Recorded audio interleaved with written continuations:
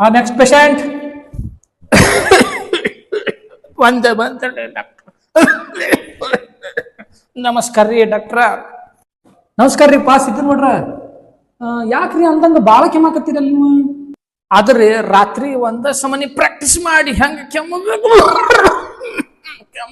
Practice ಮಾಡಿ ಮಾಡಿ ಕೆಮ್ಮು ಬರತೈತ್ರಿ ಡಾಕ್ಟ್ರ. ಏನದಿರಿ ನೀವು ಡಾಕ್ಟ್ರು ಏನ್ ನಾನ್ ಡಾಕ್ಟ್ರು? ಯಾಕೆ ಕೆಮ್ಮಾಕತ್ತೀನಿ ಅಂತ ನನಗೆ ಕೇಳಿದ್ರಿ ಹೆಂಗ್ರಿ ಡಾಕ್ಟರ್ ನೀವು? ಈ ಸಿದ್ದನ್ ಗೌಡ್ರು ನಮ್ಮ ಕ್ಲಿನಿಕ್ ಯಾಕೆ ಬರ್ತಾರೇನ್ರಿ? ಬರೀ ತಿಳಿ ತಿಂತಾನ. ಈಗ ನೋಡ್ರಿ ಟ್ರೀಟ್ಮೆಂಟ್ ತಗೊಳಕಿದ್ ಮುಂಚೆ ರೊಕ್ಕ ಎಷ್ಟು ಖರ್ಚಾಕವ, ಟ್ರೀಟ್ಮೆಂಟ್ಗೆ ಎಷ್ಟು ರೊಕ್ಕ ಖರ್ಚಾಕವ ಅಂತ ಕೇಳ್ತಾನ ನೋಡ್ರಿ. ನಾವು ಏನ್ ವಿಚಾರ ಮಾಡ್ಕೊಂತ ಕುಂತ್ರಿ ಡಾಕ್ಟ್ರ?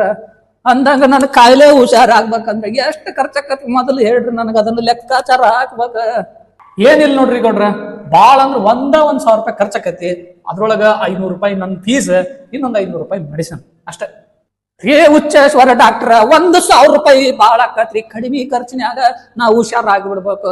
ಮತ್ತ ನನಗ್ ಹುಷಾರ ತಪ್ಪಬಾರ್ದು, ಆರಾಮ್ ಇದ್ ಬಿಡ್ಬೇಕು. ಅಂತದ್ ಕಡಿಮೆ ಖರ್ಚಿನೊಳಗಿದ್ರೆ ಹೇಳ್ರಿ ನನಗ ಲೆಕ್ಕಾಚಾರ ಹಾಕಾಕ್ಬೇಕ.